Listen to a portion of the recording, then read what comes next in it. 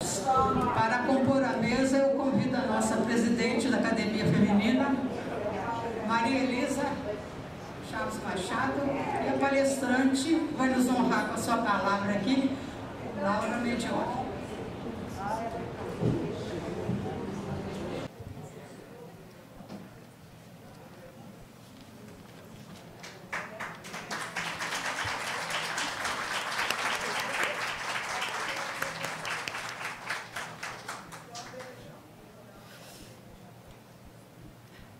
Acho que vocês todos já conhecem a Laura, com seu estilo singular, afetivo, de escrever, que conquista todo mundo. Já não é a primeira vez que ela nos honra aqui com a sua presença. E hoje ela vai nos falar sobre a mulher. E sobre a mulher também, eu trouxe alguma coisa também para fazer uma abertura aqui. Convencionou-se classificar o homem como ser objetivo e a mulher subjetivo. Será este o critério para o século XXI que vivemos? A mulher que escreve já não se refere a si mesma, incorpora-se ao universo masculino com ideias objetivas. Em O Segundo Sexo, livro revolucionário, surgido em 1949, de autoria de Simone de Beauvoir, diz que o eterno feminino era sinônimo de alma negra, consequente a uma situação de inferioridade. Assim, a mulher não era considerada pelo homem como um ser autônomo, mas apenas um elemento do mundo masculino. Ela era um outro. Esta ideia aparece nas consciências mais primitivas da humanidade. Hoje, no entanto, apesar do apoio de ideias e conquistas diversas, a mulher assume timidamente papel coletivo e participante no próprio mundo feminino. Há um processo de mudança. Livra-se ela de peias e epítetos, de lugar marcado na aventura maravilhosa de se descobrir ser. Na sua voz própria, no seu escrever independente, na sua transformação consoante com o mundo em mutação, a mulher é. Inicia sua escalada com valores de capacidade, construção e dignidade. Um dos meios de que dispõe é a ação eficiente, que se faz presença nas empresas, nas artes, na ciência e na literatura. A mulher escritora possui dupla função, a criação da palavra e a criação de si própria. Encarna a palavra, origem e formação da arte. Sua verdade está na expressividade das coisas belas e faz fortificar o desejo de ir além, testemunho de ação e propagação do valor humano. Isso que eu queria dizer, antes de apresentar a Laura. Agora eu vou pedir a Maria Elisa que leia o currículo de Laura Medioli. Excelentíssima Senhora Elizabeth Renaud, presidente da Academia Mineira de Letras, a primeira mulher a presidir esta instituição, o que muito nos orgulha.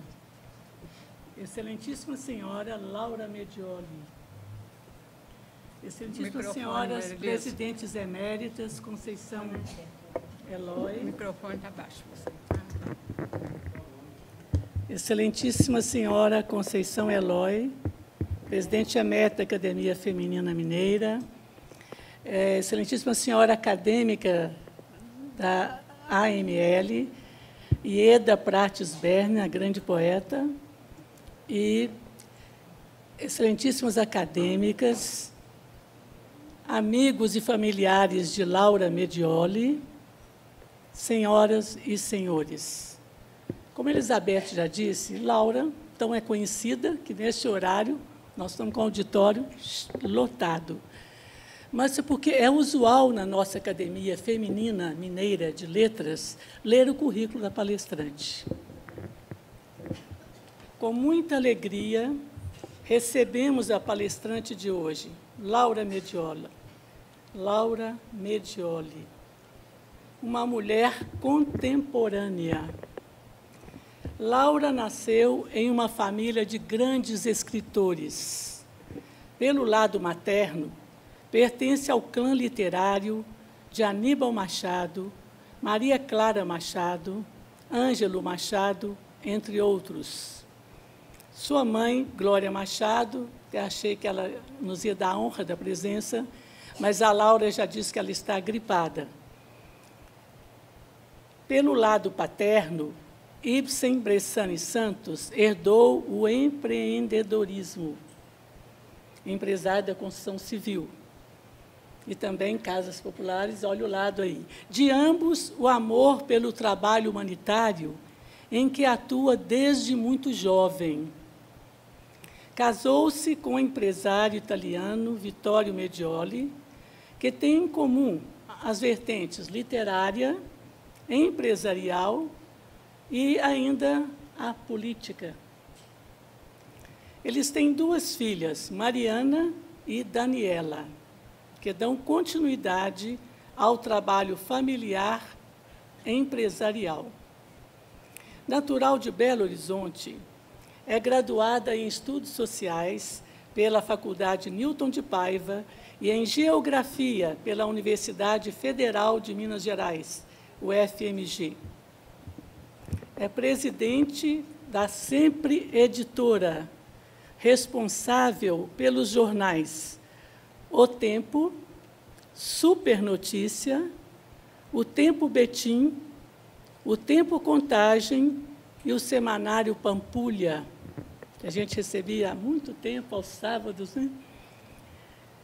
Iniciou seu trabalho com a mídia impressa desde muito cedo, como fundadora e mantenedora de jornais comunitários de distribuição gratuita em bairros, vilas e aglomerados na região metropolitana. Por mais de 10 anos, exerceu trabalhos comunitários com associações de bairros, fundação de creches, movimentos culturais, esportivos, dentre outros.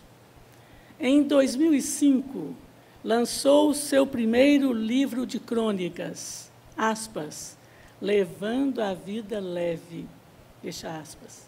E em 2010, o segundo, Levemente Leve, lindos nomes.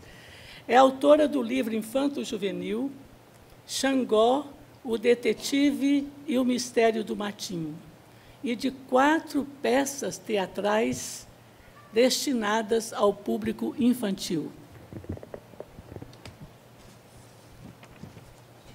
Em novembro de 2016, lançou seu terceiro livro de crônicas, abre aspas, Só de Bicho, em parceria com o cronista e escritor Fernando Fabrini, onde estão reunidas dezenas de histórias divertidas dos autores, tendo os bichos como protagonistas. Um projeto sem fins lucrativos, em que os valores obtidos com a venda são destinados a entidades que trabalham nos cuidados, castração e adoção de animais de rua. O livro já está em sua 2ª edição. Laura é cronista nos jornais da Sempre Editora, onde mantém uma coluna semanal. Desde 2008, preside a Fundação Medioli, que atua no estado de Minas Gerais, apoiando crianças carentes, idosos e deficientes físicos.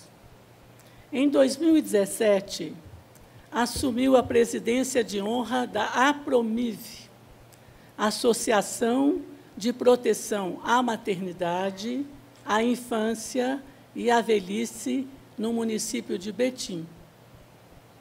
No mundo atual, seu trabalho humanitário constitui exemplo a ser seguido por todos. Laura, quando leio seus textos, percebo os traços literários de seus familiares. Aníbal, Maria Clara e Ângelo Machado. E o João, vou contar. Como a gente lê todas as crônicas dela, são todas que a gente não consegue parar, é uma criatividade incrível, uma genialidade nas crônicas. Eu chegando de viagem no domingo, parece que início de abril, e olhando os jornais, quando eu começo a ler, e o João, e vou lendo a crônica, a página inteira do tempo, e não conseguia, e não queria que aquela crônica acabasse. E a crônica, eu até trouxe, opa, fazendo confusão aqui, desculpa, viu, Laura? Depois vocês vão ver por que eu estou citando. E o João, a página inteira.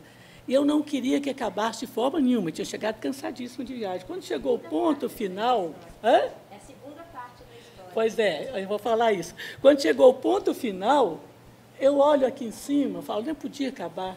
Continuação da última crônica. Como eu estava em contato com a Laura para esta palestra, eu tomei a liberdade de pedir que ela me mandasse a primeira parte. A primeira parte é: ladrão, não delete o João. Mais 4 páginas deliciosas, incríveis.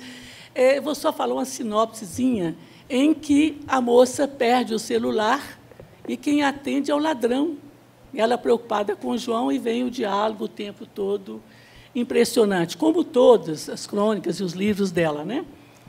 Mas também, citando esse caso da Laura, que é mais recente, eu não posso deixar de comentar, como eu já falei que ela tem uns traços literários da família, né? Não posso deixar de comentar quando eu li o conto de Aníbal Machado, Viagem aos Seios de Duília. Quis ler toda a obra, Laura, e queria continuar a leitura. Depois comprei Cadernos de João, A Morte da Porta-Estandarte, O Menino e o Vento, O Piano, etc., etc. Seus contos foram encenados na teledramaturgia, no teatro e no cinema. A sua filha, Maria Clara Machado, conviveu com os maiores intelectuais do país, porque a casa do tio-avô dela, né, Aníbal, era o ponto de encontro deles.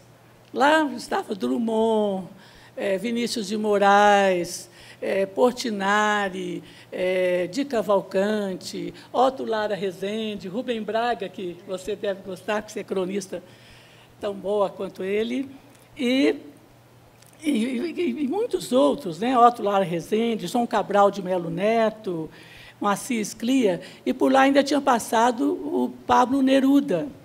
Imagina o berço da Maria Clara Machado. A obra de Maria Clara Machado é de uma grandiosidade imensurável. Vou citar apenas uma peça infantil. Aspas, Pluft, o Fantasminha. Tenho certeza de que todos aqui a conhecem. Porém, a gente não pode esquecer que a Maria Clara Machado escrevia, e a Laura é múltipla, né? Além de escrever seus livros, suas crônicas semanais, etc., é múltipla. Por fim, Laura é literata, benemérita, empresária e de uma simplicidade admirável. Com vocês, Laura Medioli.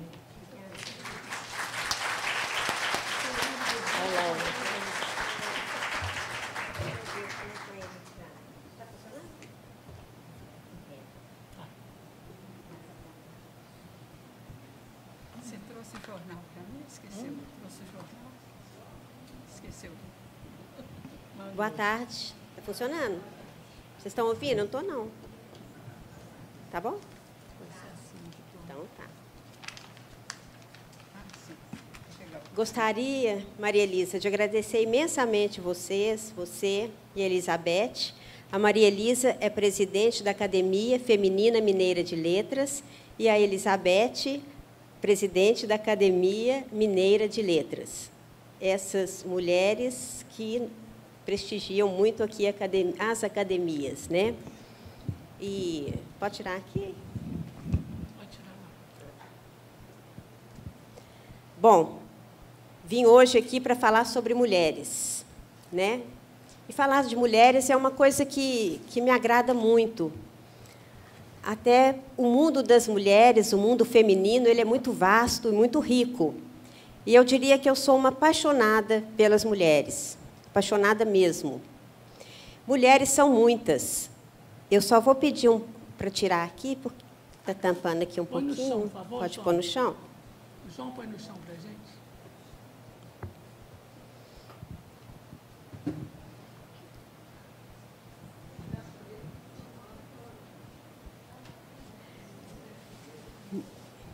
Lindas, por sinal, viu, gente?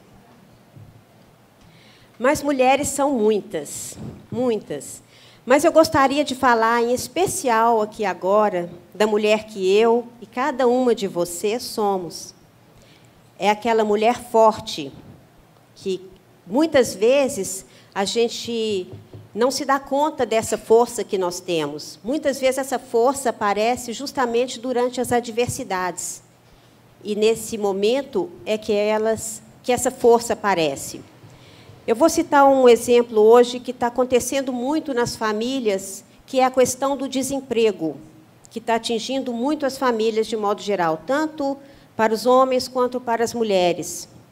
E esse desemprego, normalmente, quando o homem ele fica desempregado, ele cai ou em depressão ou em revolta, mas ele, né, é uma situação muito complicada quando é o homem, porque ele quase que imediatamente ele entra nessa fase de depressão ou revolta. A mulher também. Embora a mulher seja mais predisposta, nós sejamos mais predispostas a ter depressão, nós conseguimos sair melhor dela. Nós conseguimos superar melhor as adversidades, a dor, a própria depressão, o sofrimento. A gente, nesse ponto, a gente é mais forte, né? Aliás, esse negócio, não sei de onde que eles tiraram essa frase, né, de mulher é o sexo frágil. Não dá realmente. Eu acho que dizer que a gente é frágil fisicamente em relação ao homem é uma coisa, mas, por outro lado, os homens que me perdoem, os homens que estão aqui, mas as mulheres são talvez muito mais fortes que os homens. A gente supera muito mais o sofrimento, as dores, e a gente se reinventa nessas horas. As mulheres, durante as crises, elas se reinventam. Vou contar um caso para vocês de uma amiga minha. Esse caso aconteceu há muitos anos. Na época, ela tinha 40 anos de idade. O seu marido trabalhava numa grande empresa, tinha um salário maravilhoso, a família ia praticamente todos os anos para a Europa. Ela, o esposo, tinham os filhos que estudavam nas melhores escolas, enfim, uma família em condições financeiras muito boas. De repente, eles nunca se preocuparam, esse marido nunca se preocupou muito em fazer o pé de meia. E, de repente, ele perdeu esse emprego, perdeu o chão. E ele, já com seus 45, 50 anos, pronto, acabou. Caiu numa depressão tremenda, não conseguia se erguer, mal conseguia sair do quarto. Isso eu digo, porque eu presenciei de perto essa história. E ele só chorava, chorava, não tinha força sequer para mandar um currículo. Os filhos em idade escolar, aquela situação, e ela pensou assim: gente, eu, com meus 40 anos, não tenho nenhum currículo para apresentar, sempre fui dona de casa, cuidei da família, dos meus filhos, e alguém tem que fazer alguma coisa, porque as contas chegando e o meu marido não consegue sair dessa, por mais que ela desse apoio, né? E o que aconteceu? Ela falou assim: eu vou ter que fazer alguma coisa. Com 40 anos, não tem currículo, não tem experiência de trabalho, pegou a malinha dela e foi ser sacoleira do Paraguai. Vocês lembram dessa época? O que hoje a gente vira motorista do Uber, os desempregados de hoje, engenheiros, todo mundo vira motorista de Uber. Naquela época, a gente virava sacoleira do Paraguai. E ela fez numa boa, sabe? Não teve o menor preconceito de pegar a mala dela e ir parar lá no Paraguai de ônibus. E ela tem um astral muito bom. Na época, a gente até ria um pouco com ela, porque 2 vezes ela perdeu mercadoria. Uma porque o ônibus pegou fogo, e outra que a polícia tomou tudo de todo mundo.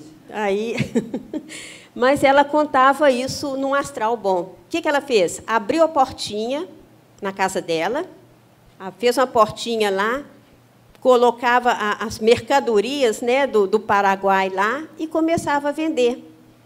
Hoje, ela se descobriu que era uma ótima comerciante, hoje ela não é sacoleira do Paraguai, o marido, graças a Deus, né, se voltou ao trabalho, e ela se descobriu que era uma ótima vendedora e tem a sua boutique hoje vendendo. E não tem a menor vergonha de contar isso. Ela foi à luta, como várias mulheres vão numa situação dessa. Como uma outra amiga minha, que era secretária executiva, tinha um salário ótimo, tudo bem, perdeu o emprego. O marido também, naquela situação já bem complicado financeiramente, ela simplesmente pegou a cozinha dela, minúscula do apartamento, pegou a receita da avó de empadinha, transformou a cozinha dela numa fábrica de empadinhas. E foi vendendo empadinha para todo mundo e colocando o dinheiro em casa numa boa, sem a menor vergonha, ligava para as amigas, todas solidárias. Então, gente, eu acho que isso aí é um exemplo da força das mulheres, né? Porque elas não se deixam e elas se reinventam muito facilmente, principalmente nesses momentos.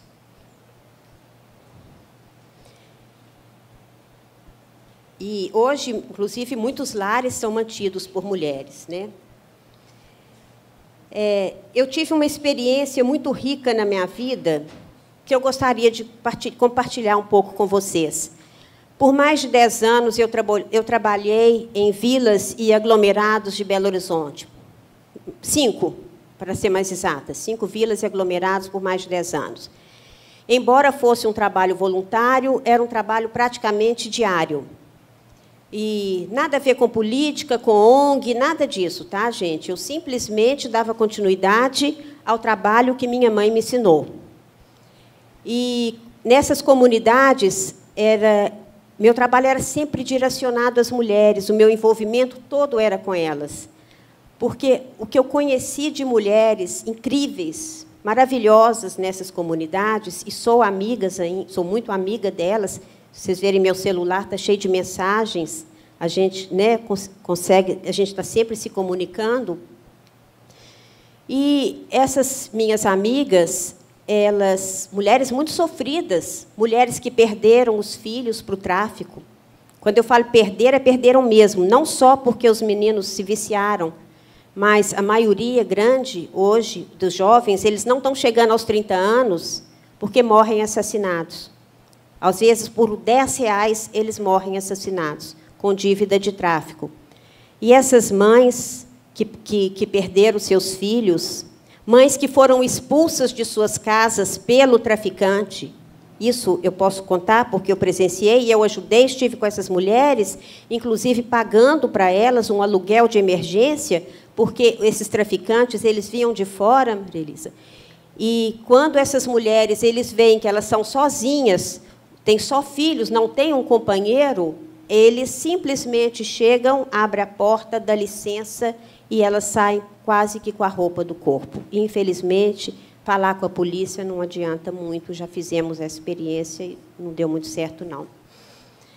Mães grávidas, com meninas, com as suas filhas grávidas de 13 anos, 14, cansei de ver essas meninas. E eu dava curso de aleitamento materno, porque quando minhas filhas nasceram, eu tive muito problema, né, para amamentar. Tinha o que a gente chama de pedra nos seios, tinha febre, uma confusão. Não sei se vocês, mulheres aqui, já passaram por isso, sabem o que eu estou dizendo. E esse curso me ajudou muito.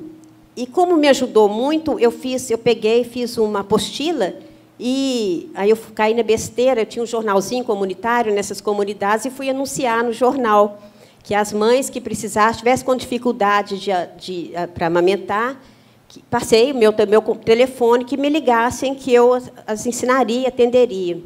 Ficou uma loucura, né, gente? Porque vocês não têm noção da filharada que nasce nessas comunidades. E muita adolescente, elas me ligavam à noite, desesperadas. Naquela época, eu ia muito nessas comunidades sozinha, primeiro porque não tinha... era muito fácil, as pessoas me conheciam, todo mundo me conhecia, me respeitava. E, segundo, porque ainda não tinha o crack. Tá? Depois do crack, mudou tudo. Por isso que eu meio que me afastei desse trabalho. Primeiro, porque eu tenho meu trabalho também hoje, mas um dos grandes motivos foi a entrada do crack. Mas eu lembro de uma menina que a mãe me ligou desesperada de noite, eu já estava deitada. Não, Laurinha, pelo amor de Deus. Aí eu fui lá na casa, peguei o carro, entrei lá na casa dela. A menina devia ter uns 13 anos, com o neném berrando e ela berrando junto. E a mãe desesperada, né? Aí eu falei, aí ela falou, aí a menina falou, ai, nunca mais vou ter filho na minha vida, não sei o quê. Eu falei, vai, filha, só que você vai ter na época certa. Infelizmente, a realidade nessas comunidades é isso. Existe promiscuidade, sim. Existe assédio, existe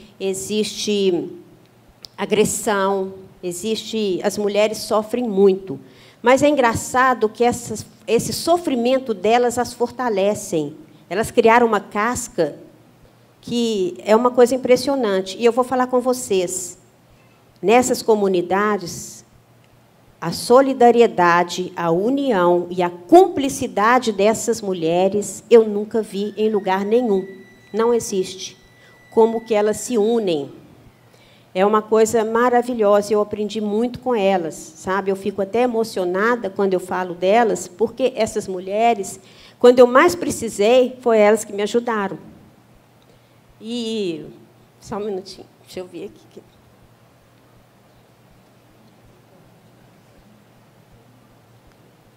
Mas é isso. Eu lembro que a gente, finais de semana, uma outra coisa que a gente vê muito nessas comunidades, nos finais de semana, a gente fazia muito mutirão.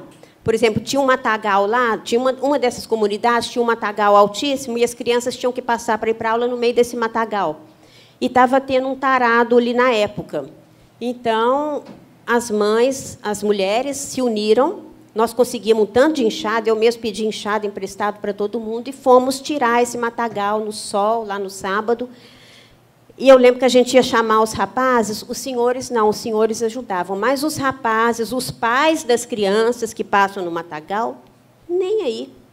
Nem aí. Ficavam o dia inteiro jogando truco, tomando cerveja, e a gente ia lá pedir, eles saíam rindo, sabe? Eu já briguei muito com esses pais por causa disso.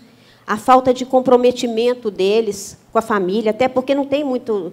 Cada hora está com uma, filho com outra, eles não têm muito esse comprometimento. Talvez por isso que eu vi tanta união dessas mulheres nessas comunidades, né? Que foi uma coisa que me marcou muito. Mudando de assunto, alguém aqui já visitou fila de cadeia masculina? Alguém já foi em cadeia masculina? Você já... Pois é. Você já viu a mulherada que tem na fila? Só tem mulher, gente. E o pior, eu tenho um amigo que ele trabalhou no DEOESP, hoje ele é aposentado, ele me fez essa mesma pergunta. Ele falou, Laurinha, você já foi em fila de cadeia? Eu falei, não. Eu falei assim, vai para você ver. Eu falei, por quê?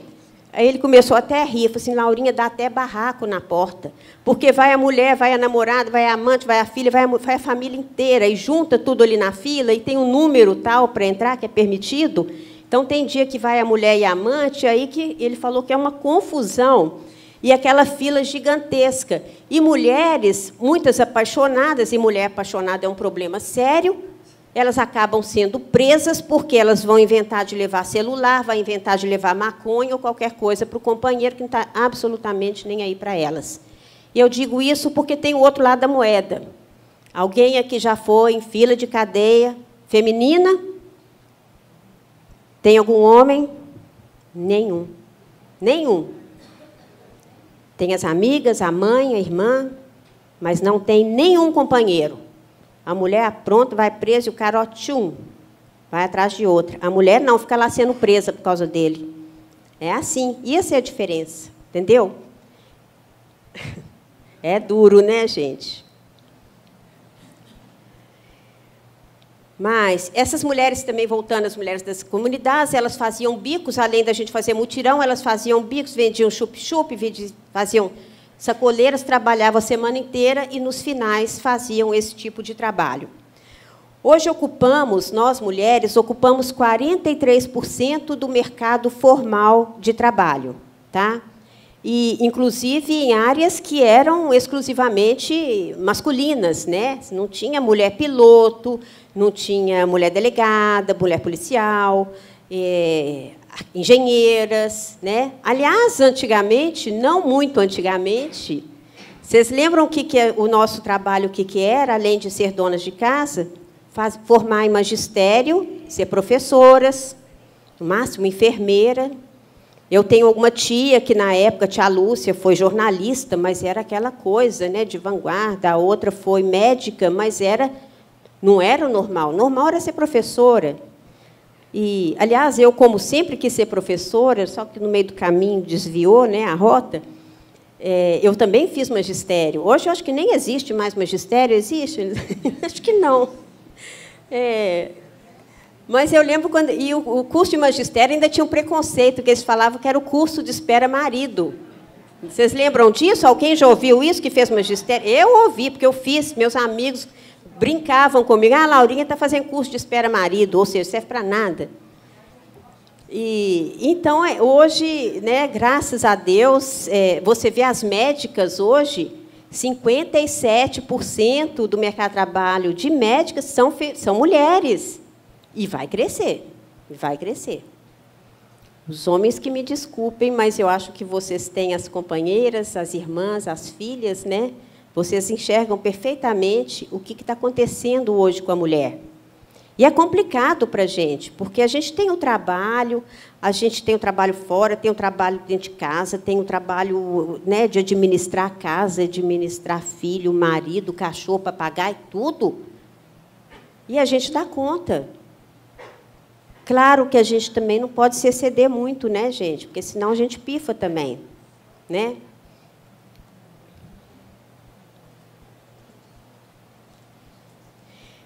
Lá na OMR, nós temos uma fábrica de autopeças em Sete Lagoas.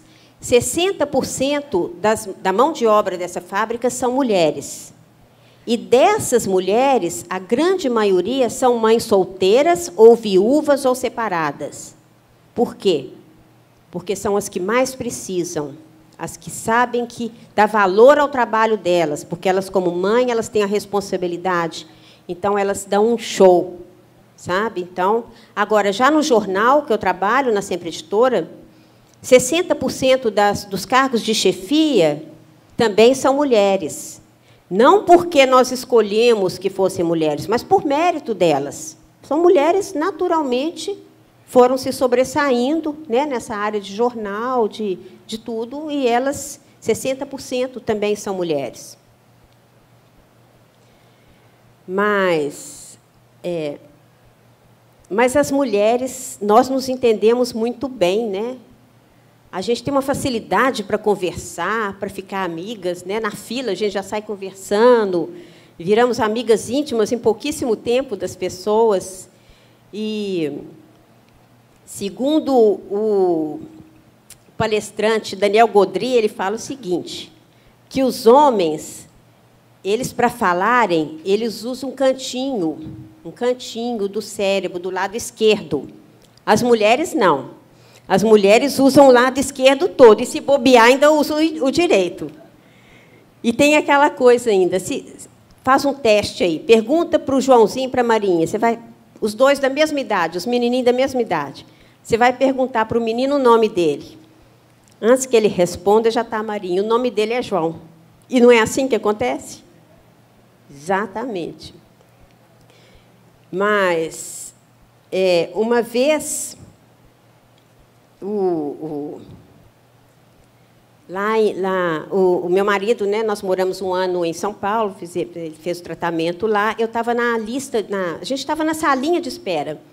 Eu, Vitório, um senhor bem idoso, já com a cabeça meio atrapalhada também, e duas senhoras. Aí, quase que na mesma hora, chamaram esse senhor e o Vitório para fazer o exame de imagem. E eu fiquei com as duas senhoras. Só tinha nós três, imediatamente viramos amigas íntimas, né? Ali no consultório, o que seu marido tem, aquela coisa, papo vai, papo vem. Aí elas me contaram a história delas. Isso, assim, em 15, 20 minutos, no máximo. Aí elas vieram me contar. Uma era a atual esposa do senhor, a outra era ex.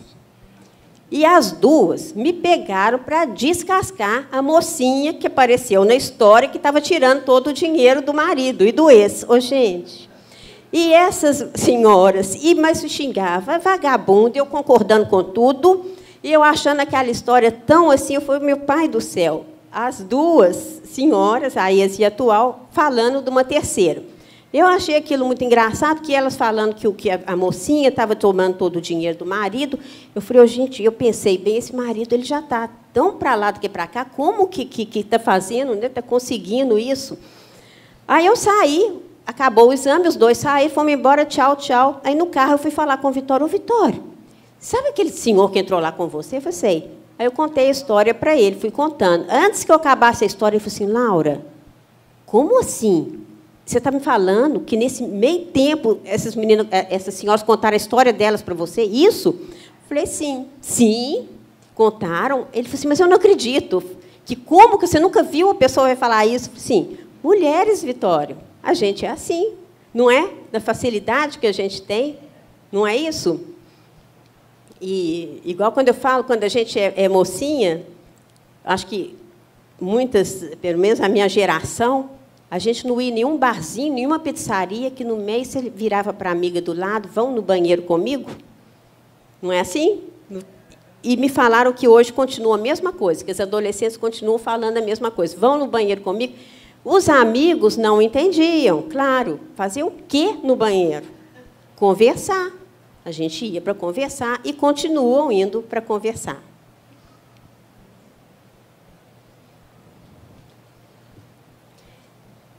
Dizem que as mulheres falam 7.000 palavras por dia. Acredito. E os homens, 4. Complicou, né?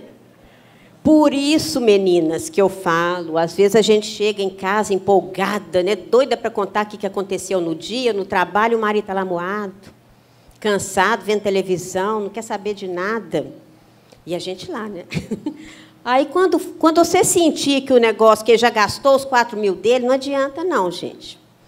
Liga para a amiga, vai gastar os seus 3.000 a mais com ela, que ela também vai adorar gastar os 3.000 dela, e ficamos assim. Porque eu acredito piamente nessa diferença aí de fala. Agora eu falo, alguém aqui já viu o homem conversando 45 minutos no telefone com um amigo? Não tem, uai. Difícil, né? E a gente conversa numa boa, né? Fácil. Você tem? Ah, é? Jura com amigo? Meu pai. É? Papo furado igual o nosso? É, que eu acho ótimo. Acho super bacana. Porque os homens não têm muita paciência, eles não entendem isso, essa necessidade nossa, né, de ficar falando com amigas, né? Não entendem.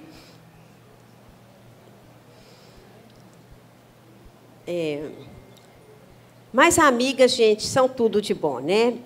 Outro dia eu escutei uma palestra daquela antropóloga Miriam Goldenberg, e ela fez uma pesquisa com quantas mulheres? Deixa eu ver. Com 5.000 mulheres, de idades variadas.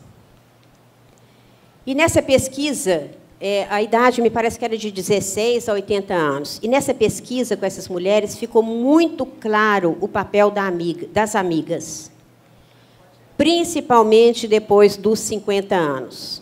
São elas que ligam, perguntando se está bem, que acompanham no médico, que ligam, batendo papo, e que estão mais presentes, mais do que os próprios familiares. Essa mulher acima de 50 anos. Então, as amigas têm esse valor muito grande. Perguntada na pesquisa, quando vocês envelhecerem, quem que vai cuidar de você? Uma grande parte das mulheres responderam, eu mesma. A segunda outra grande parte respondeu, minhas amigas. A mesma pergunta foi feita para os homens.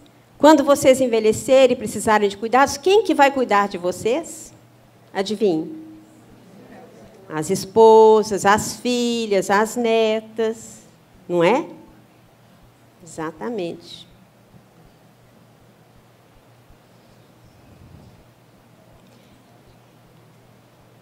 eu estou falando nisso, de cuidar, né? Nós somos fortes também nas doenças. Vocês já viram como que homens, me desculpem, mas os homens, a maioria, morre de medo de doença? Vocês já repararam? Uma vez eu vi uma entrevista no rádio de um médico, achei tão interessante, e eu concordei com ele. Ele falou que 70% das consultas médicas, mesmo para os homens, são marcadas por mulheres. Porque, se depender dos maridos irem por conta própria, no médico ou filho, não vão, morre de medo. Então, a gente que tem que ficar de cima, fazer exame, marcar, não é assim? Isso não é? Só que o número eu achei muito elevado, 70%. Mas aí eu comecei a pensar nas minhas amigas, em mim mesma, e deve ser isso mesmo. Homem não marca médico, são as mulheres que marcam para eles. Mas, enfim, nesses 14 anos como cronista, eu escrevo há 14 anos nos jornais da Sempre Editora, tenho 4 livros, como ela falou, e são crônicas semanais, mas nesses 14 anos eu sempre eu me inspirei muito nas mulheres. As mulheres são uma fonte inesgotável de pautas, né? E eu diria que 80% dos meus personagens principais são mulheres, né? E eu gosto, e tem aquela mulher, a mulher apaixonada, a mulher de bem com a vida, sofrida, a poderosa, a ciumenta, a louca, a possessiva, enfim, mulheres de todos os gostos. E eu gosto muito de escrever sobre a mulher apaixonada, eu me divirto, porque mulher apaixonada é uma coisa, né, gente? Todo mundo aqui já esteve apaixonada, a gente sabe. Agora, aguentar a mulher apaixonada é uma coisa também. Amiga apaixonada ninguém merece. A mulher liga o dia inteiro, conta o caso 200 vezes, o mesmo caso, pergunta se manda 200 fotos, se o sapato está combinando com o cinto, se a maquiagem está boa, se não sei mais o quê, porque vai encontrar, né? Mas eu me divirto. Eu vou contar um caso para vocês que é muito engraçado. Aconteceu com a minha secretária. A secretária trabalhava comigo muitos anos. E eu estou contando aqui porque ela não só me autorizou a contar, como eu fiz a crônica dela, sobre essa história dela, que foi muito divertida, e a gente ri muito disso hoje. A Lúcia, na época, tinha seus 42 anos, por aí, de 40 a 42. E ela trabalhava diretamente comigo. Aí aparece, depois do final de semana, na segunda-feira, a mulher está rindo. Segunda-feira, a mulher está rindo daquele jeito, é alguma coisa, né? E numa alegria e tudo, eu falei, ô, Lúcia, o que está acontecendo? Ela falou, ai, Laura, e foi me contar a história. Conheceu um cara, 10 anos mais novo que ela, bonitão, louro, olho verde, e apaixonou. Conheceu não sei aonde, no interior. E começou a se relacionar com esse cara. Só que esse cara morava lá em Pedro Leopoldo. E ela morava em Contagem, inclusive a sede do jornal em Contagem. A mulher ia todo dia de Pedro Leopoldo para Contagem, 200 por hora. Eu sei disso por quê? Em um mês apareceram 2 multas de R$500 para pagar. Ela saía tão louca, e olha que não era radar daqueles pardais que ficam escondidos, não.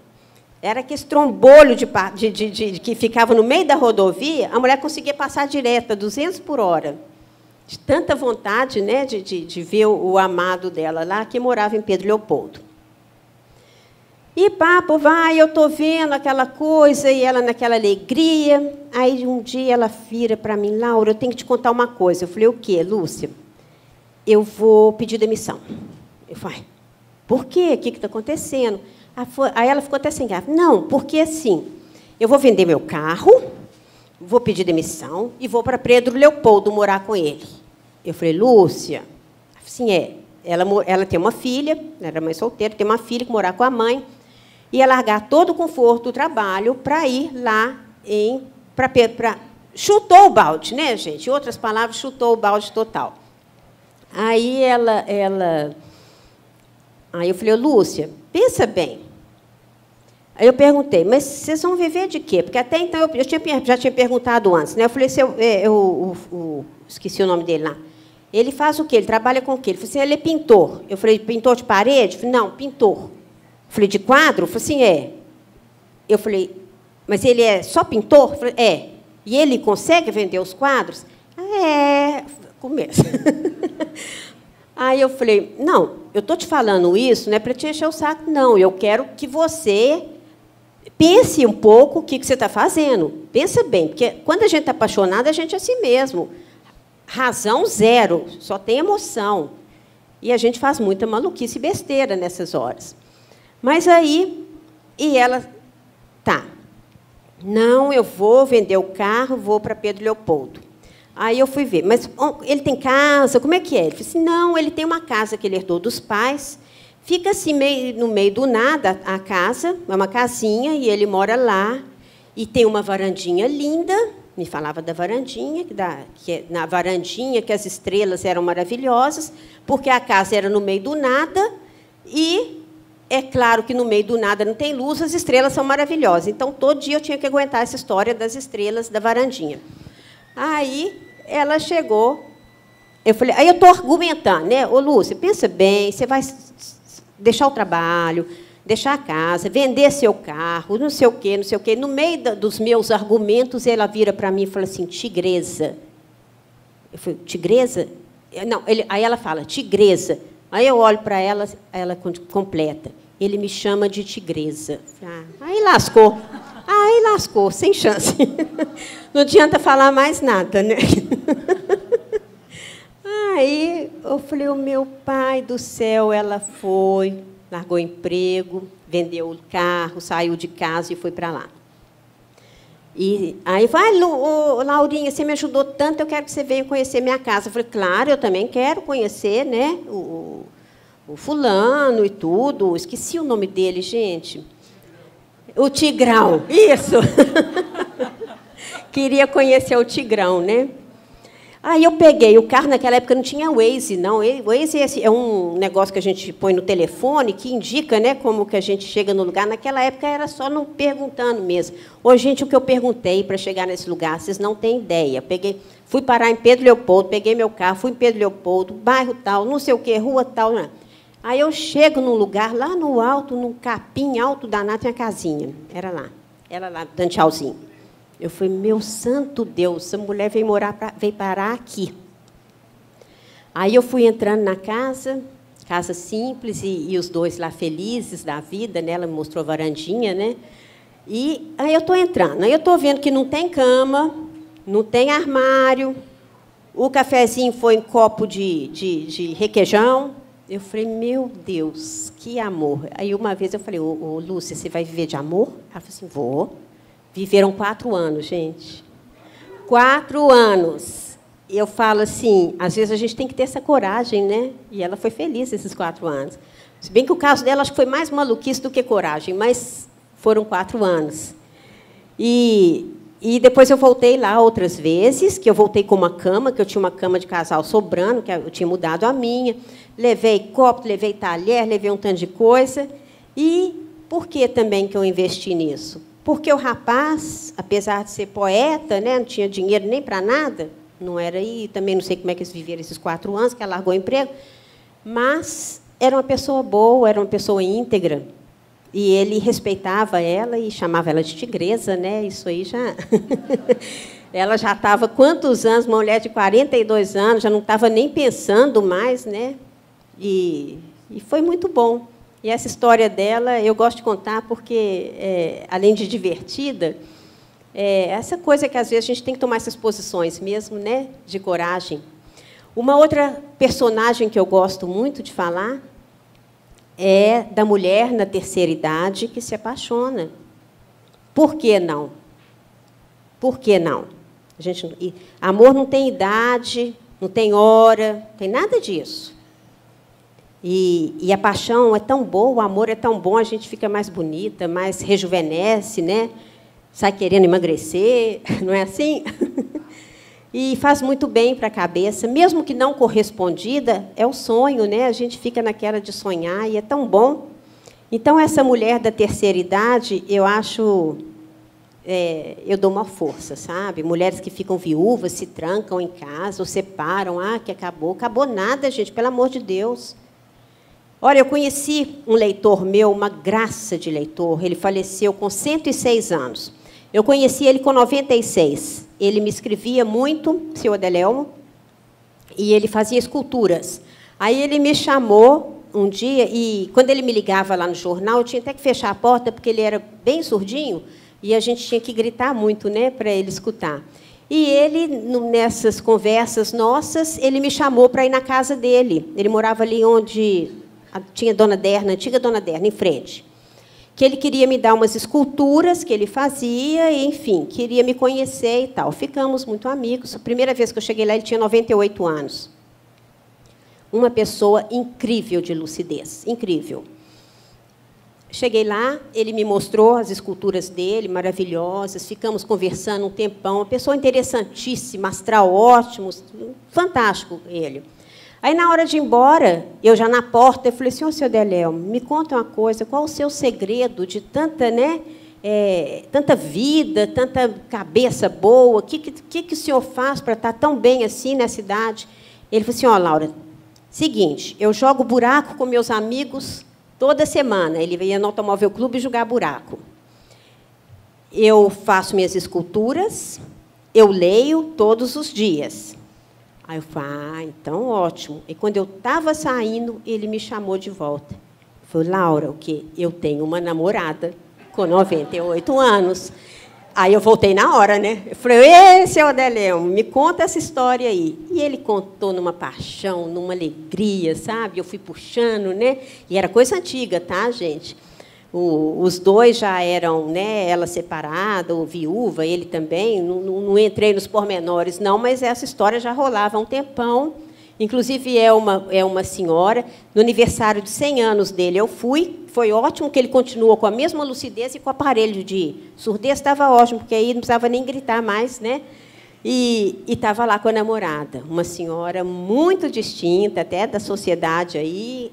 E uma graça, gente. Ele viveu, talvez, ele viveu tanto por causa desse amor, que ele viveu até os 106 anos de idade. Muito bacana, né? Minha sogra também, com 98, completamente lúcida. Ela morreu de problemas, por outros problemas de saúde, mas lúcida. Por quê? Julgava palavras cruzadas todos os dias. Lia jornal todos os dias e julgava baralho com a acompanhante dela todos os dias. Por isso, a cabeça boa. E também por ser uma mulher da guerra, né? As mulheres da guerra, elas são realmente fortes, né? Isso aí é um caso à parte. Mas eu estou falando isso, gente, porque para dar importância, sabe, da gente trabalhar a cabeça. Principalmente agora com esse negócio de Alzheimer. Antigamente não existia isso, não. Quer dizer, a gente chamava lá que estava velho, estava gagá, estava esclerosado. Esse negócio de Alzheimer é recente. Talvez seja recente porque as pessoas hoje estão vivendo muito mais, né? E antigamente morriam mais cedo, não chegava a ter esse ponto, nem essa questão de demência, né?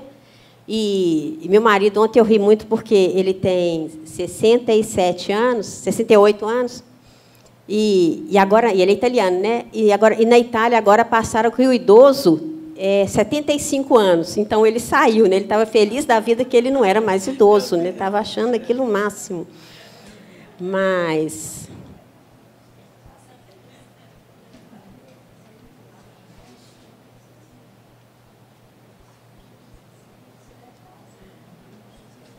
nas minhas crônicas também tem aquelas mulheres, né? A neurótica com magreza e aquela que não está nem aí. A meu ver, ambas equivocadas. Nem 8, nem 80. Tem que ter um meio termo aí, né, gente? Mas eu lembro que... Quer ver?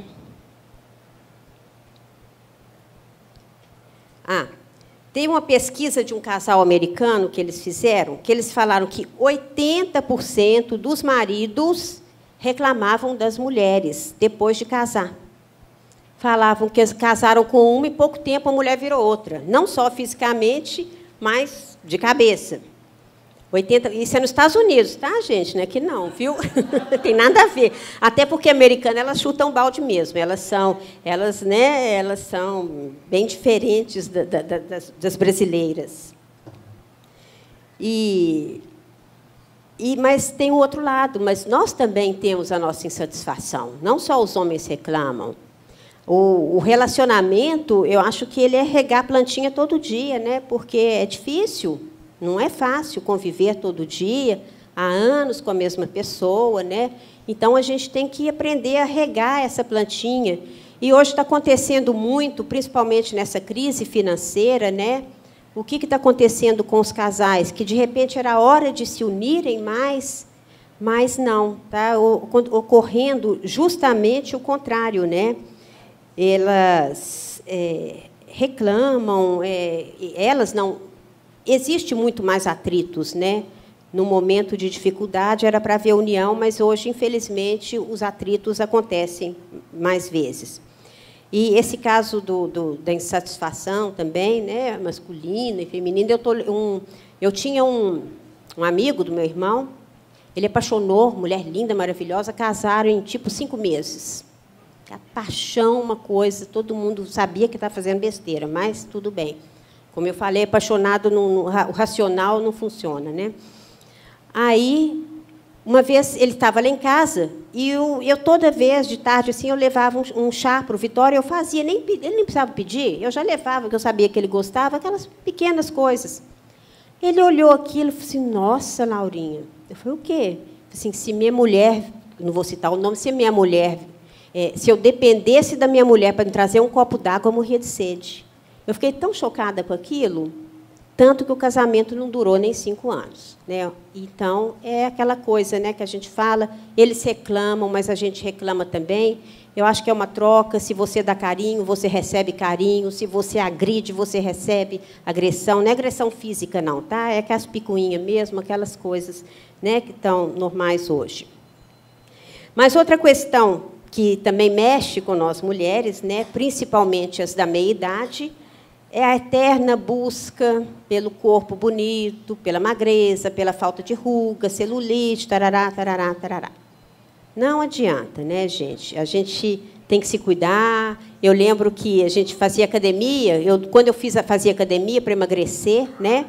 Mas, depois de uma certa idade, a gente continua fazendo para emagrecer, mas a gente já tem uns outros pensamentos na prevenção, né? Que, quando a gente é jovem, a gente não está nem aí. Mas, depois dos 200, a gente começa a pensar realmente. Você já começa, além da academia, você vai querer fazer pilates, você vai partir para outras coisas, que é para ajudar mesmo, né? A questão da osteoporose. Nós, que somos mulheres, somos muito suscetíveis a esses probleminhas, né, que pode virar problemão no futuro. E, então, a gente tem mais que se cuidar mesmo, né? E eu lembro de uma atriz global que falou, eu achei tão interessante, ela falou assim, que você quer ser magra ou quer ser feliz? Porque são coisas que não batem, né? Porque é um ou outro. Porque...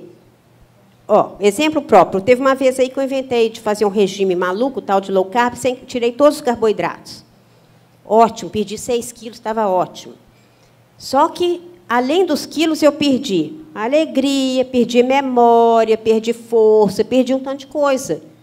Então, a gente tem que ter bom senso nessas coisas. A gente entra nesse regime maluco aí, mas não adianta. Primeiro que volta tudo depois. E depois porque a gente perde muita coisa, né, com essas maluquices. Tem uma menina na academia, desde que eu entrei, eu reparo nela, sabe? A menina é uma coisa para fazer exercício, ela entra naquela esteira, aquela loucura. Eu falei, gente, o que é isso? A mulher vai morrer aqui, né? Jovem. Mas sempre triste. E eu achando engraçado, porque o esporte traz serotonina, anima, dá um astral também, mas ela triste. A gente cumprimenta, sorrindo, e ela, aquela coisa.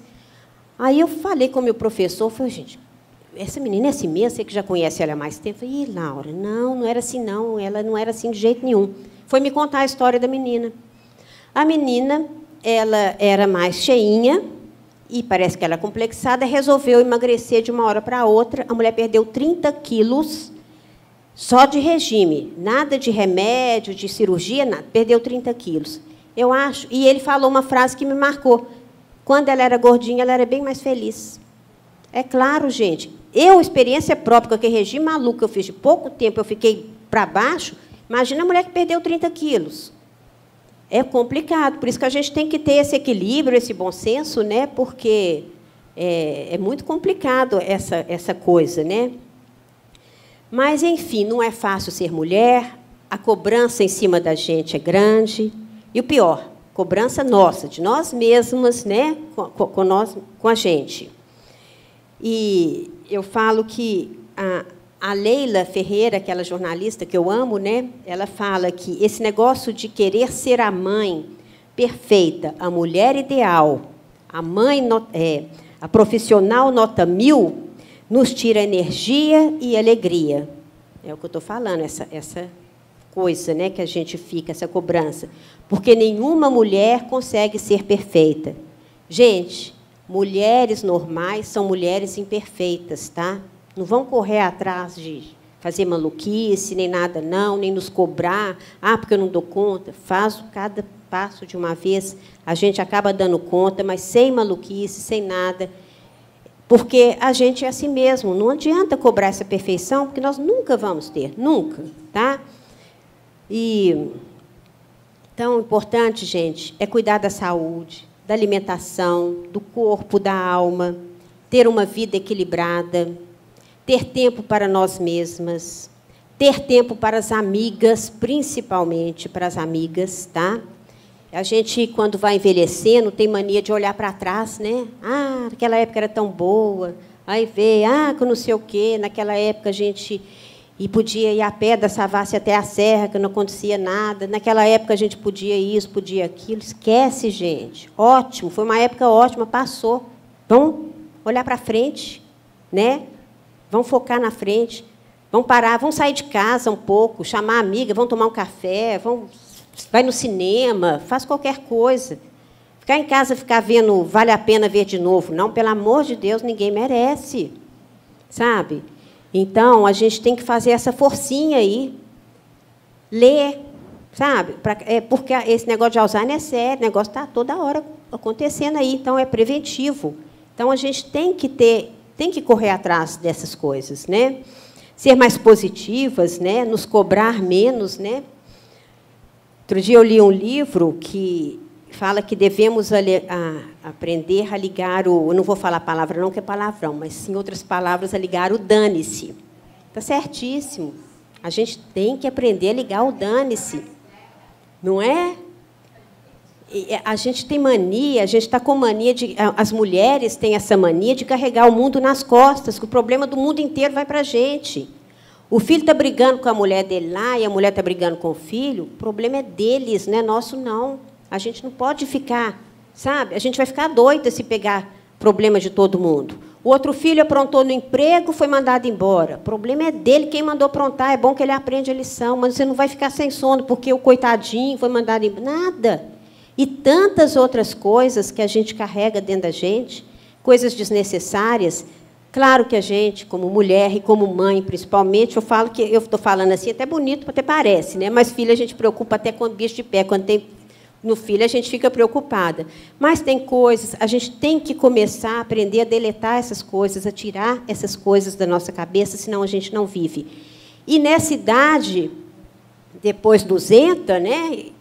Principalmente, a gente pensa bem, nós já temos os filhos criados, a casa estabelecida, tudo. Agora que a gente vai ter mais tempo para a gente, sabe? Não precisa trabalhar enlouquecidamente. Muitas vezes a gente já está aposentada. Então, vamos sair com as amigas, vamos curtir a vida, sabe? Olhar para frente, né? Mamãe fala, mamãe adora, mamãe tem 83 anos, ela fala assim, Laurinha, ser idosa é ótimo, a gente não precisa ficar inventando desculpa porque não vai no casamento, desculpa esfarrapada que não vai não sei aonde, porque, né, ela já está na fase do dane-se. Azar se eu não vou no casamento, azar se eu não vou poder fazer isso.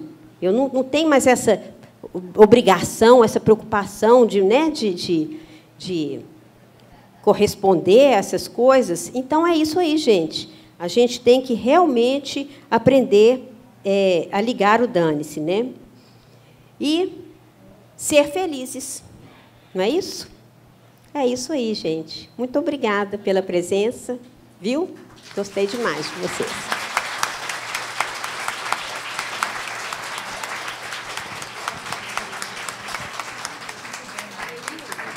Eu falo muito, né, gente? Desculpa, eu não sei quanto que dispara falar aqui, mas é isso. Um assunto que interessa.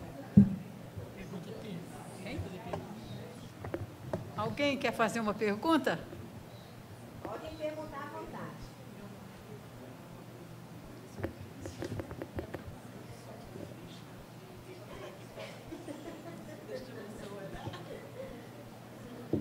É isso aí, gente. Alguma pergunta, alguma curiosidade? Laura. Oi. Laura aqui.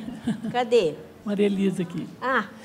Gente, a Laura ilustrou com casos interessantíssimos e ela fez uma abordagem, parece que não deixou nada de fora. Mas eu só queria resumir uma coisa que você trouxe exemplos, que é muito importante. A gente lembra que a mulher na Idade Média nem alma tinha, né? Votar, não sei quanto.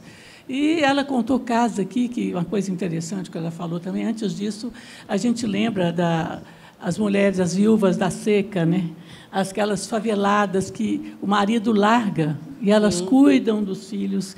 Esse autorocentrismo que a mulher tem de cuidar do pai, do filho. Você até está chamando a mulher para olhar para ela. Isso é muito importante, esse final da crônica dela, que a mulher fica a vida toda só no outro, né? E já o homem já é mais egocêntrico, né? Exatamente. Como ela contou aqueles casos das meninas que engravidam, o homem vai embora, né? Aqui Darcy Ribeiro falou que tinha que ser uma sociedade mater. Eu esqueci o termo que ele usou, porque é a mulher que segura a família, né? Que garante os filhos, etc. E esse lado que ela abordou também, gente, é um sofrimento tremendo da mulher ideal, né? Quantas meninas estão anoréxicas aí, né? Bulimia, etc. E esse final aí, fantástico. Outra coisa que ela falou que é importantíssima, não sei se você lembra disso, aonde que as pessoas dividem mais? São quanto mais humildes, mais elas dividem. Se tiver um único pão, ela parte com o outro. Que coisa mais linda. E da amizade, outra coisa importantíssima. A mulher falando, eu vou contar com as amigas, né? Então, acho que ela não deixou de abordar nada. Por isso que as crônicas são tão maravilhosas. E essa que eu falei do João, que coisa, eu vou até levar lá na nossa reunião, vou imprimir para vocês, para verem que o ladrão até ensina para a mulher como a mulher tem que agir, né? E das paixões humanas, que coisa linda. Além de fazer esse trabalho humanitário, o mundo todo precisa hoje. Poucas pessoas levantam do sofá, né? Porque hoje tem controle remoto, não faz nada. Ela sai de casa, vai a todos os lugares e tudo, e ela ainda estudou esse lado da paixão, porque a paixão é uma coisa incrível, né? E o homem parece que apaixona por todas ao mesmo tempo, né? E a mulher. Ô, Laura, eu realmente fiquei assim, encantada com todos os seus casos, com todas as coisas. As suas... Hein? Hã? Vai fazer a pergunta? Tá. Ela vai passar para a pergunta lá. Oi, Laura. Eu queria saber, assim, realmente as mulheres, eu sou nova ainda, digamos, mas eu sinto também esse peso de carregar o mundo nas costas e muitas coisas para se preocupar. Eu queria saber, né, foi lido aí o seu currículo, extenso, muito bacana mesmo. Eu queria saber como que você lidou, né, com certeza o medo apareceu em alguns momentos, né, da sua vida, da sua carreira. E eu queria saber como que você lidou com esse sentimento quando você precisou enfrentar um desafio novo, uma dificuldade diferente ali, encarar alguma coisa nova. Como que você lidou com isso? O que você fez para seguir adiante e se incentivar e vencer essas barreiras que, porventura, aparecem e que, muitas vezes, são até psicológicas, né? A gente coloca esse peso em cima. O que você fez para lidar com o medo e o frio na barriga? Exatamente como eu falei aqui no início, a gente tem uma força que a gente desconhece, e ela aparece muito nas adversidades. Quando você acha que não vai dar conta, não sei, é uma coisa, acho que é bem das mulheres, a gente acaba dando. Claro que a gente passa por processos de tristeza, de depressão, de desespero, de tudo, mas, no fim, a gente vai criando casca também, sabe? O sofrimento faz a gente criar casca, e essa casca nos fortalece muito. Você tem mais capacidade, né? Medo, claro, a gente tem medo de tantas coisas que a gente, né? Antes você vai iniciar uma coisa, pinta aquela insegurança, né? Será que eu vou dar conta? Eu lembro o jornal Pampulha, eu só trabalhava com jornais comunitários nessas vilas, né? Eram jornais gratuitos e tudo. Aí o jornalista Lester Moreira sabia que eu tinha esses jornaizinhos e me ofereceu o jornal Pampulha, que era um jornal na região da Pampulha, só que era um jornal para rico. E eu era um perfil totalmente diferente, né? No jornalzinho que eu fazia, as pessoas tinham uma gratidão, participavam, né, do jornal, me passavam os seus problemas, troca fusquinha por barracão, troca não sei o quê, tinha, enfim, era a vida deles lá, casamento, eu era tudo, né, fotógrafa, fazia tudo. Mas aí, o Lester veio me vender esse jornal, eu lembro que eu cheguei para o Vitório, era perto de data de casamento nosso. Eu falei, Vitório, eu nunca te pedi nada de presente de casamento, vou te pedir. Eu queria que você me desse o jornal Pampulha. Aí ele falou, ai, Laura, o jornal dá muita dor de cabeça, que não sei o quê, não sei o quê. Morreu o assunto. Viajamos, aí passa uma noite, ele chega para mim.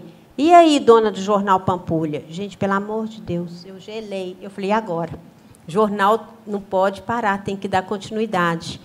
Eu não tinha gráfica, eu não tinha jornalista, eu não tinha nada, eu só tinha jornalzinhos que eu fazia fora. E, de repente, eu assumi isso, né, desse jornal Pampulha, que começou pequenininho na Pampulha. Claro que a gente fica... Liguei para meu irmão apavorada, e agora eu fui pedir, ele deu, o que eu faço?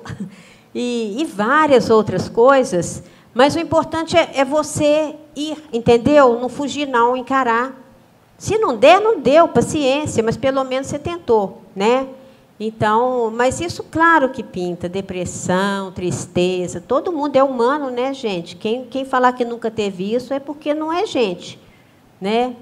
Mas a gente supera, né? Pode demorar um pouquinho, mas supera. Obrigada. Laura. Oi. Oi, estou aqui. Ah. Então, Laura, eu sou uma pessoa bastante apaixonada pela escrita. Sim. E não poderia deixar de te fazer uma pergunta, que para nós aqui na academia é essencial. Como se dá o processo da escrita? Como você escreve? Você falou da mulher nas suas várias facetas, nas diferentes circunstâncias do cotidiano, mas como que você senta e escreve? Onde você escreve? No papel, na tela, com caneta, com mouse? Olha, como é que é? Acontece, é engraçado, é muito difícil eu me programar, hoje eu vou escrever sobre isso. A não ser um fato que aconteça, por exemplo, né, alguém me conta um caso engraçado. Falando em caso engraçado, eu não contei um aqui para vocês verem. Eu escrevo, a crônica é uma história muito simples, que são histórias comuns a todo mundo. Então, não é difícil você fazer, porque é o cotidiano de todo mundo. Uma vez, uma mulher me ligou lá no jornal, nervosa comigo, e eu falei assim, Laura, quem que te contou minha história? Eu falei, que história? Como assim? Não, porque você tem que ouvir a minha versão. Eu falei, mas desculpa, eu não estou entendendo. Aí eu falei, quem que é você? Eu perguntei para ela, mas com quem que eu estou falando? Eu falei assim, eu sou a Loura. Aí é que eu fui lembrar que, no dia, saiu uma história que eu fiz, que era uma loura, uma morena e um tigrão no meio, e o cara, a loura era a namorada, deixou a namorada para ficar com a amiga, morena. Aí me liga essa loura, falando que ela que era a loura, e que eu tirei a história dela, que alguém me contou a história dela. A gente vai explicar que não era ela.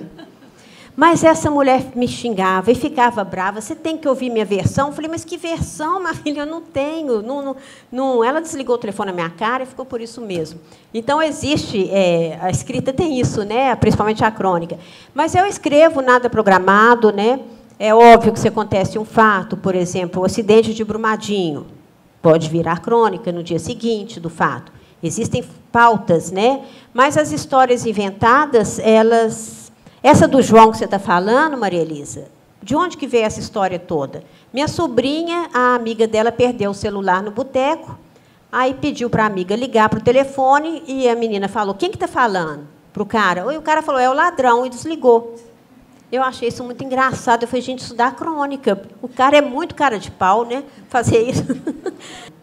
E muitas vezes eu sento no computador, não tenho a menor ideia do que eu vou escrever. Aí começa a primeira frase e vai. Teve uma história, por exemplo, eu estava na Itália, andando na rua, aí veio aquela frase, de repente enlouqueceu a loba. Veio na minha cabeça, tem nada a ver essa frase com nada, né? De repente enlouqueceu a loba. Eu gostei da frase, anotei rapidinho, que eu sempre tenho isso eu tenho a caneta, principalmente em viagens, caneta e coisa para anotar, principalmente em viagens, para lembrar das coisas interessantes. Anotei a frase, cheguei em casa, na casa da minha sogra, fui para o computador e virou uma crônica. Muito divertida, por sinal. Mas é assim, não tem... Sei lá, acontece. Obrigada. Laura, a Bajur Tibacha se perguntou, é que dá aula de... Ela foi minha professora no Pitágoras. Oba, agora que eu estou vendo que eu sei, menina, eu não enxergo direito, que bom. Está fazendo curso aqui, né? Muito bom. Criativa. Grande professora, e muito querida lá na turma. Nós temos um grupo do Pitágoras, Pampulha, ela é a única professora que está, não é, Bá? Olha aí, olha o moral, olha o prestígio.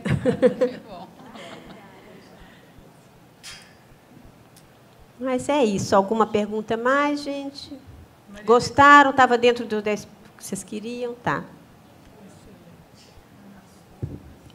Então, tá bom.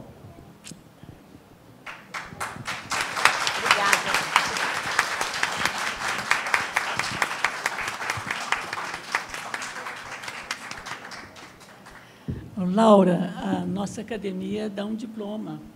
E hoje até é bom que foi uma sessão conjunta, né? Sim. Nós assinamos aqui que a Elizabeth foi presidente da Academia Feminina Mineira de Letras, né? Até nos deu a sede lá, né? E aqui ela se orgulha, né? É a primeira, a pioneira. Então, nós assinamos juntas. Eu vou ler aqui que a Academia Feminina Mineira de Letras, fundada a 12 de agosto de 1983, a Academia Feminina Mineira de Letras certifica que a escritora e empresária Laura Medioli ministrou a palestra Mulher Singular e Plural na Academia Mineira de Letras, Belo Horizonte, 24 de abril de 2019. A Elizabeth Renault assina pela Academia Mineira e eu pela Feminina Mineira. Obrigada, gente. Vamos levantar. Vamos ficar para a gente ficar. As três assim.